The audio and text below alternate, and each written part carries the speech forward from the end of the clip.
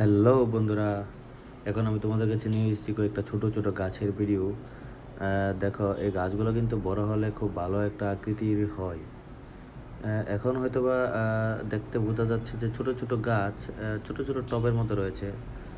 এগুলা হয়তোবা বড় হবে কি না, মনের মধ্যে অনেক কিছু থাকে। তো যাদের হচ্ছে গাছ সম্পর্কে অজানা এবং যারা গাছ সম্পর্কে বেশি একটা জানেন না, আপনাদেরকে আমি বলে রাখি, এই যে গাছগুলা, এগুলো কিন্তু অল্প কিছুদিনের মধ্যে অনেক বড় হয়ে যায়। হ্যাঁ বন্ধুরা, পরিচর্যা করলে এবং না করলেও এই গাছগুলো কিন্তু বড় একটা আকৃতি ধারণ করে।